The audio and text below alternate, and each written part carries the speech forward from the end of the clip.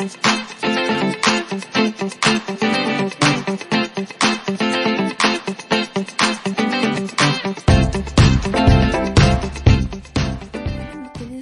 اللي بيتابعونا النهاردة هنتعلم مع بعض ازاي نعمل البابلز او الفقاعات اللي بنلعب بيها.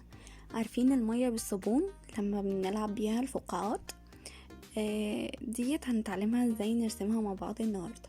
كل اللي هحتاجه ورق اسود، برجل، الوان شمع. تمام، دي الحاجات اللي انا هستخدمها النهاردة. يلا بينا نتعلم في الفيديو ازاي نعمل البابلز. بس ما تنسوش تعملوا لايك وشير وسبسكرايب عشان تتابعونا على طول في القناة. يلا بينا. اول حاجة هنستخدمها البرجل. طيب انا عايزة اعمل دواير. ممكن لو ما عنديش برجل ممكن استخدم عندي اي حاجة مدورة. ممكن احط ديت واعمل الدايرة، ممكن احط كوباية، احط برطمان وامشي عليها. تمام، لو ما عنديش البرجل. طب لو عندي البرجل هبتدي احط فيه قلم يكون فاتح شوية من الخشب، رصاص لو شايفينه اوكي يعني. تمام، هو البرجل هيساعدني برضو ان انا اعمل دواير باحجام مختلفة. فانا لو هجيب البرطمان، هجيب كوباية او كده، اجيب احجام مختلفة. تمام، لو في مسطرة فيها دواير مختلفة، هي دي الدواير بتاعتها صغيرة شوية. ممكن زي ما انا قلتلكوا غطا، برطمان، كوباية. تمام، هبدأ اعمل دواير مختلفة.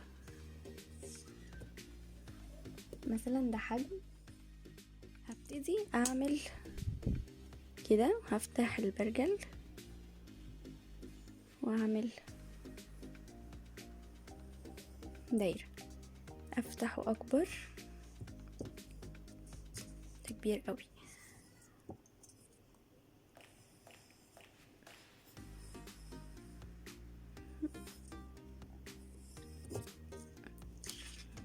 دي دايرة اكبر عادي، الحاجات دي كده مش هتبان.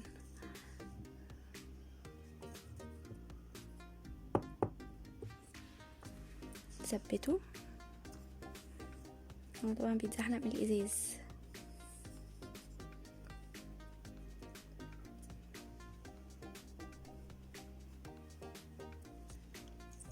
ده مقاس كمان، شايفين؟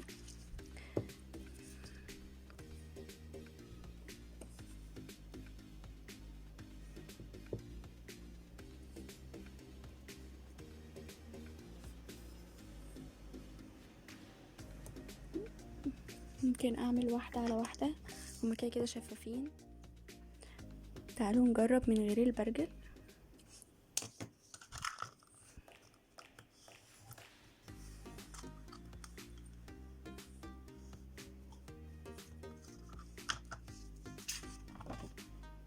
تمام،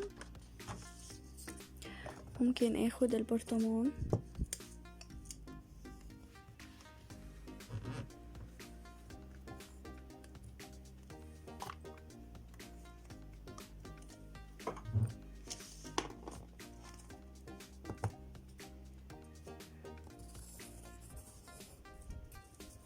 بصوا، بستخدم اي حاجة عندي. عايزة دايرة صغنونة، ممكن اخد اللي في المسطرة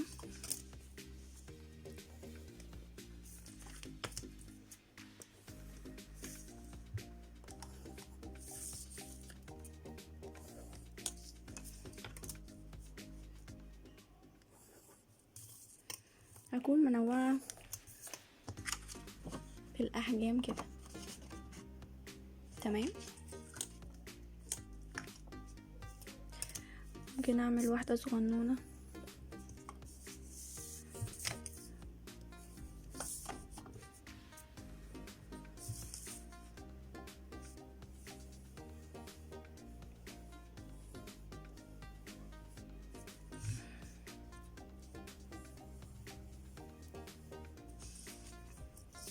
تمام، يلا بينا نلون. انا كده عملت الدوائر.